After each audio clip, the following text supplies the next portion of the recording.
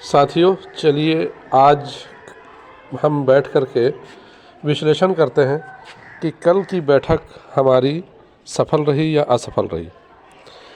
सभी संघ एक दिन पहले बैठ कर के तालमेल बनाए ताकि अंदर से आप अंदर में जाने के बाद आपस में किसी बात पर खुद ही इख्तलाफ ना करने लगे, झगड़ा ना करने लगे या बातें दो तरह की ना होने लगे, एक दूसरे पर आरोप प्रत्यारोप ना करें।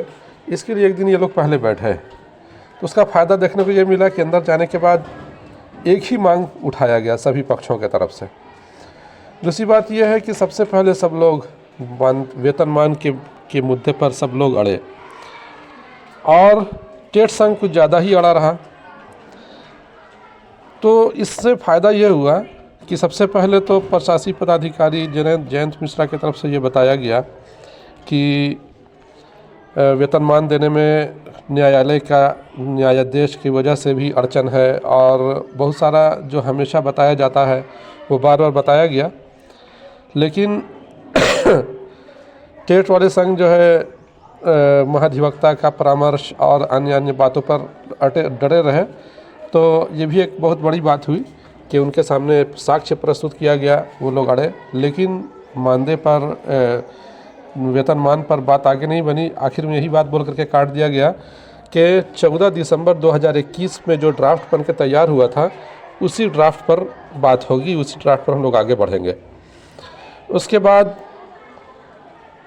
एक बात और ख़ास बात ये हुई कि खुद विनोद सिंह जी ये बात उठाए कि सहायक आचार्य जब ये लोग बन जाएंगे उसके बाद 10 वर्षों के बाद सहायक शिक्षक बनेंगे तो ये इनके साथ में अन्याय होगा, इसलिए कि ये 20 वर्षों तक कार्य करते आ रहे हैं। इसीलिए अगर ये सहायक आचार्य उत्तीर्ण कर लेते हैं तो इनको सीधे सहायक शिक्षक बना दिया जाए और 10 साल की बाध्यता को ख़त्म कर दिया जाए, इसलिए कि ये लोग खुद 10-20 वर्षों से कार्य कर रहे हैं। तो ये एक बहुत ही अच्छी बात विनोद सिंह जी की तरफ से कही गई और इसको सभी लोगों ने इस बात पर हामी भरी। तो ये एक बहुत ही अच्छी बात हुई।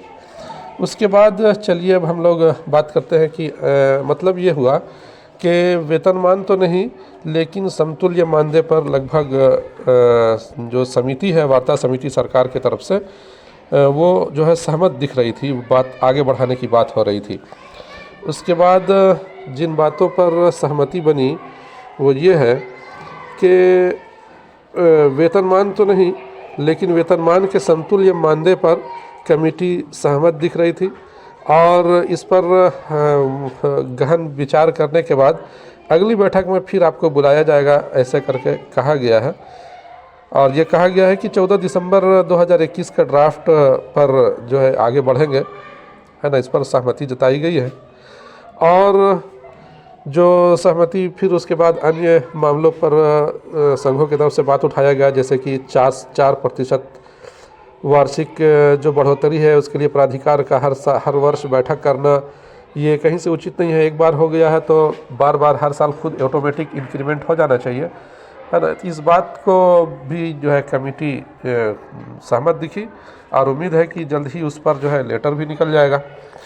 इसके बाद नगर परिषद वालों का अब तक 4% नहीं बढ़ा है, उस पर बात हुई तो उसको ये बताया गया, जानकारी दी गई कि सब तरफ से फाइल जो है क्लियर हो करके अब कैबिनेट चला गया है ना, कैबिनेट से ये पारित हो जाएगा।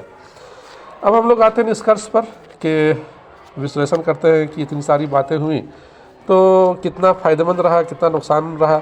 इसलिए कि कल से दिन भर व्हाट्सएप पर ये चल रहा है कि वार्ता असफल हुआ, वार्ता असफल हुआ। तो साथियों, बात ऐसी है कि वार्ता असफल तो नहीं हुई है, वार्ता पूरी तरह से सफल है। इसलिए कि सरकार कहीं पर भी वेतनमान को जरूर देने के लिए तैयार नहीं हुई है लेकिन समतुल्य मानदेय पर आगे बढ़ रही है।